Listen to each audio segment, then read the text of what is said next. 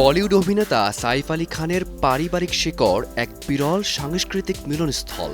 Cricket মাঠের গৌরব, চলচ্চিত্রের সৃজনশীলতা, রাজনীতির প্রভাব আর বাংলা সাহিত্যের উত্তরাধিকার সবই ছুঁয়ে গেছে এই পরিবারকে। পিতা মনসুর আলী খান পতৌদি ছিলেন ভারতীয় ক্রিকেট দলের অধিনায়ক ও পতৌদি নবাব, আর মা শর্মিলা ঠাকুর ছিলেন হিন্দি ও বাংলা চলচ্চিত্রের উজ্জ্বল নক্ষত্র। শর্মিলা ঠাকুরের পারিবারিক সূত্রে সাইফের সঙ্গে যুক্ত আছে রবীন্দ্রনাথ ঠাকুরের বংশধারা। শর্মিলার ঠাকুমা লতিকা ঠাকুর ছিলেন দ্বিজেন্দ্রনাথ ঠাকুরের নাতনি, যিনি ছিলেন রবীন্দ্রনাথের জ্যেষ্ঠ ভ্রাতা।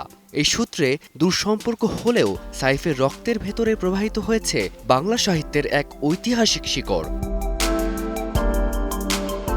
এই সম্পর্ক উত্তরাধিকার হিসেবে সরাসরি নয়, বরং এক ধরনের ঐতিহাসিক ও সাংস্কৃতিক যোগসূত্র, যা আজ পর্যন্ত বহন করছে সাইফের সন্তান ইব্রাহিম, তৈমুর ও জেহ। চলচ্চিত্র ও ক্রীড়া জগতের উজ্জ্বল অধ্যায়ের পাশাপাশি এই সাহিত্যিক সংযোগ পরিবারটির ঐতিহ্যকে আরও বৈচিত্র্যময় করে তুলেছে। এক সাক্ষাৎকারে সাইফ মন্তব্য করেছিলেন, তৈমুর যেন এক জেনেটিক ট্রেজার ট্রোভ, যার ভেতরে রয়েছেন রবীন্দ্রনাথ ঠাকুর, রাজ কাপুর, মনসুর আলী খান পতৌদি এবং ভোপালের ইতিহাস।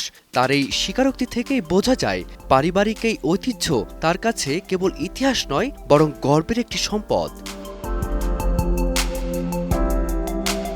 ফারদিন মাঝার, সময় সংবাদ।